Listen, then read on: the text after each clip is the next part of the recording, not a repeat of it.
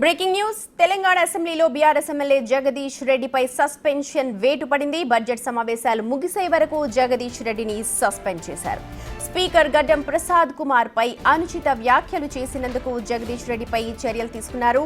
జగదీశ్వర్ రెడ్డి వ్యవహారాన్ని ఎథిక్స్ కమిటీకి పంపాలని, అప్పటి వరకు జగదీష్ రెడ్డిని సస్పెండ్ చేయాలని మంత్రి భట్టి స్పీకర్ను కోరనున్నారు. జగదీష్ రెడ్డి వ్యవహారాన్ని స్పీకర్ ఎథిక్స్ కమిటీకి పంపనున్నారు.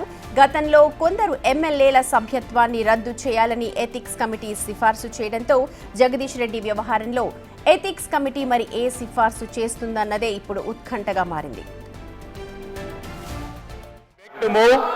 Under rule, sub-rule 1 and 2 of rule 340 of the assembly rules, that Sri Guntakandla Jagdish Reddy, member named by the speaker, may be suspended from the services of the house for remainder of the session. Motion moved. The question is that under sub-rule 1 and rule 2 of rule 340 of the assembly rules, that Sri Guntakandla Jagdishwar Reddy, member named by the speaker, be suspended from the services of the house for remainder of the session.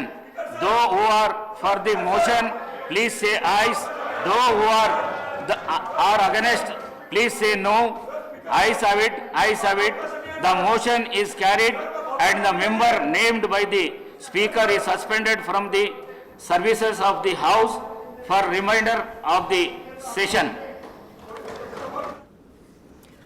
ఇదే అంశానికి సంబంధించి మా associate input editor Nagesh ఉన్నారు పూర్తి details అందించడానికి. నగేష్, ఉదయం నుంచి కూడా ఉత్కంఠగానే కొనసాగుతోంది. జగదీష్ రెడ్డి సస్పెన్షన్ నేపథ్యాన్ని అలాగే పూర్తిగా జరిగిన వ్యవహారాన్ని ఒకసారి విశ్లేషించండి.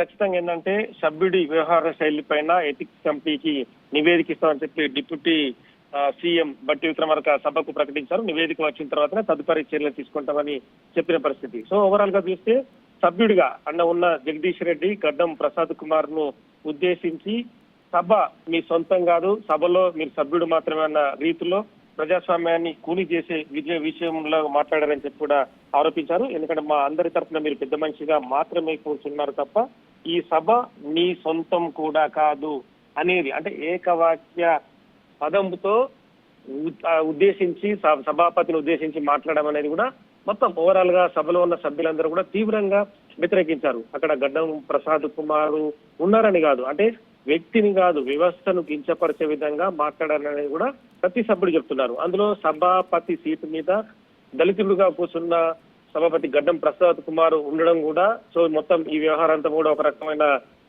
వ్యవహారం దారి తీసిందని చెప్పొచ్చు. సో ఓవరాల్ గా ఏంటంటే సభ పూర్తిగా ఖండించింది. అంటే ప్రతి సభ్యుడు కూడా, అంటే వీరేశం నుంచి మొదలుకొని కూడా మిగతా బట్టి విక్రమార్క కావచ్చు, ఉత్తమ్ కావచ్చు, సీనియర్ సభ్యులుగా ఉన్న వాళ్ళందరూ కూడా ప్రతి ఒక్కరు కూడా ముక్తఖండంతో ఖండించారు. ఇటు బీజేపీ, ఎంఐఎం ఎవరైనా సరే కూడా సభాపతి అనేది ఒక రాజ్యాంగబద్ధమైన పదవిలో కూర్చున్న వ్యక్తికి ఇచ్చే గౌరవాన్ని ఇవ్వాలి. ప్రజలకు సంబంధించి మనందరం సభ్యులుగా ఎన్నుకోబడ్డ వాళ్ళందరూ కూడా ప్రభుత్వం తరఫున ఒక వ్యక్తి సభాపతిగా నియమించబడ్డాడు. సభాపతి ప్రతి విషయాన్ని కూడా రాష్ట్రంలో వాళ్ళ కాన్స్టిట్యున్సీలో జరిగే అంశాలు కావచ్చు, పనులు కావచ్చు, మిగతా వ్యవహారాలు కావచ్చు, వాటన్నిటినీ సభలో ఖచ్చితంగా ఎవరైనా సరే మాట్లాడచ్చు. వాటికి సంబంధించి మంత్రులకు ముఖ్యమంత్రి సమాధానం ఇవ్వడం, రాష్ట్రంలో ఏం జరుగుతుంది, అభివృద్ధి పనులకు కావచ్చు, మిగతా వ్యవహారాలకు సంబంధించి ఖచ్చితంగా శాసనసభ అనేది ప్రజలను ఉద్దేశించి ఏర్పడ్డ సభ, ప్రజల అభివృద్ధికి సంబంధించి ఉండే సభ.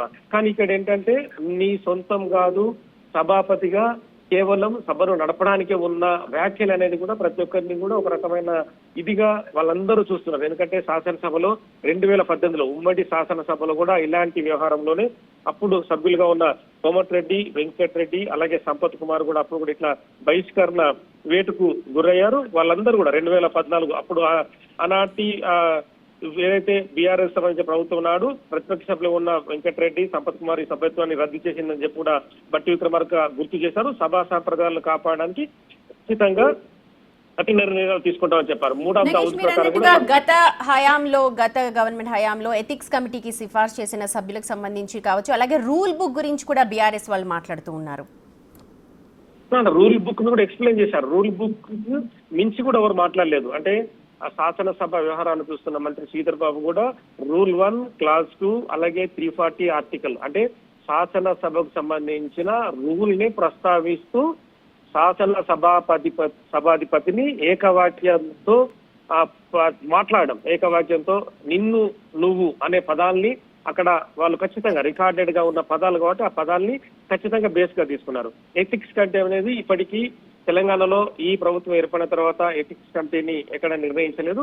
ఇప్పుడు ఈ వ్యవహారం జగదీష్ రెడ్డి వ్యవహారం జరిగిన తర్వాత ఈ నెక్స్ట్ శాసనసభ ముగిసేలోపు ఎథిక్స్ కమిటీని నియమించే అవకాశం కనిపిస్తుంది. మొత్తం 8 మంది సభ్యులు ఎథిక్స్ కమిటీలో ఉండే అవకాశం కనిపిస్తుంది. శాసన సభాధిపతి గడ్డం ప్రసాద్ కుమార్ అధ్యక్షన ఎథిక్స్ కమిటీ ఉండే అవకాశం ఉన్నట్టు తెలుస్తుంది. ఇందులో శాసన వ్యవహారాలు చూసే శ్రీధర్ బాబు కావచ్చు, అలాగే ప్రతిపక్ష సభ్యులుగా సీనియర్ సభ్యులు ఎవరైతే ఉన్నారో వాళ్ళందరినీ ఈ కమిటీలో వాళ్ళందరినీ కూడా సభ్యులుగా చేస్తారు. సో అంటే జగదీష్ రెడ్డికి సంబంధించిన అంశంని ఎథిక్స్ కమిటీ పూర్తిగా చర్చిస్తుంది. 1-2 సార్లు కూడా చర్చించి జగదీష్ రెడ్డి పైన ఇప్పటికైతే ఈ సెషన్ వరకు అయితే శాసనసభకు ఉన్న అధికారాల నేపథ్యంలో ఈ సెషన్ వరకు అయితే సస్పెండ్ చేసి పంపించారు.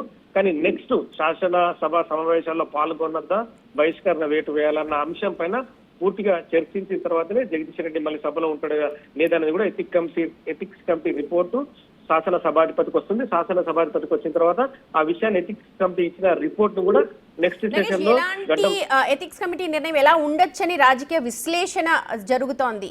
రాజకీయ విశ్లేషకులు ఏమంటున్నారు అంటే రకరకాల అంశాలు ఇందులో ముడిపడి ఉన్నాయి. ఎందుకంటే శాసన సభాధిపతిని ఒక అంటే వ్యవస్థను కాదని వ్యక్తిగానే దూషించారు అనేది కూడా ప్రతి ఒక్కరు చెప్తున్నారు. సో ఆ వ్యక్తిగా దూషించడము విషయంలో కూడా ఇంకొంచెం ఈ వ్యవహారం ముందుకెళ్ళింది. శాసన సభాధిపతి దళిత వ్యక్తిగా ఉండడం కూడా దళితుల్ని పూర్తిగా గిరిజనులను అవమానించడం అని చెప్పి కాంగ్రెస్ పార్టీ అధికారంలో ఉన్న వీళ్ళందరూ సభ్యులు కూడా ఆరోపిస్తున్నారు. అంటే శాసన సభాధిపతి గడ్డం ప్రసాద్ కుమార్ లాంటి దళితుడు ఉండడం కూడా మీలాంటి వాళ్ళకు అగ్రకులాలకు ఇష్టం లేదనేది కూడా వీళ్ళందరూ ఆరోపణ. సో మొత్తం వ్యవహారంతా కూడా ఎందుకంటే శాసనసభ అధిపతి వ్యవహారంలో కూడా కోర్టులు కూడా చాలా విషయాలు కూడా జోక్యం చేసుకోలేవు. చాలా అంశాల్లో కూడా శాసనసభ అంటే చట్టాలు చేసే పరిధిలో శాసన సభాధిపతి ఉన్నాడు కాబట్టి ఎథిక్స్ కమిటీలో ఉన్న సభ్యులందరి నిర్ణయాలు కూడా ఖచ్చితంగా శాసన సభాధిపతి ఉన్న స్పీకర్ కూడా ఖచ్చితంగా వాళ్ళందరి నిర్ణయాలను కూడా నోట్ చేసుకుంటాడు. ఎథిక్స్ కమిటీ ఇచ్చే రిపోర్టు ఏదైతే ఉందో ఆ రిపోర్ట్ ను కూడా గోప్యంగా నుంచి మళ్ళీ శాసనసభలోనే ఆ విషయాన్ని ప్రస్తావిస్తాడు. అంటే రాజకీయ విశ్లేషకులు చాలా మంది కూడా అంటే సస్పెన్షన్ కు ఆస్కారం ఉన్న వ్యవహారం అని చెప్పి కొంతమంది చెప్తున్నారు. సో ఈ శాసనసభ సమావేశాలకు సంబంధించి అప్ టు 27 వరకు సస్పెండ్ కు గురయ్యాడు కాబట్టి నెక్స్ట్ లెవెల్లో ఒకవేళ జగదీష్ రెడ్డి మళ్ళీ సభలో ఉంచాలని అనుకుంటే కనుక క్షమాపణలు చెప్పి కంటిన్యూ చేసే అవకాశం ఒకటి ఉంటుంది, లేదంటే 1 సంవత్సరం పాటు సస్పెండ్ చేసే అవకాశం 2 ఉంటుంది. 3వది పూర్తిగా బహిష్కరణ వేయటం, శాసనసభ సభ్యత్వాన్ని రద్దు చేసే వ్యవహారం ఒకటి ఉంటుంది. సో అంత సీరియస్నెస్ లేదని చెప్పి ఎథిక్స్ కమిటీ భావించి అంటే శాసనసభ్యుడిగా ఉన్నాడు, ప్రజల చేత ఎన్నుకోబడ్డాడు కాబట్టి ఒకసారి కూడా శాసనసభలో స్పీకర్ కు క్షమాపణ చెప్పిస్తే కనుక ఖచ్చితంగా కంటిన్యూ చేయడానికి కూడా అవకాశం ఉంటుంది. సో ఈ 3 అంశాలపైన కూడా ఎథిక్స్ కమిటీ రిపోర్టు ఆధారపడి ఉంటుంది. ఆ రిపోర్టు ప్రకారమే గడ్డం ప్రసాద్ కుమార్ నెక్స్ట్ సమావేశాల్లో కూడా నిర్ణయం తీసుకునే అవకాశం ఉంది. Right Nagesh, thank you so much. Jagadish Reddy వ్యవహారంలో మరి ఎథిక్స్ కమిటీ ఎలాంటి సిఫార్సు చేస్తుందన్నది ఇప్పుడు ఉత్కంఠగా మారింది.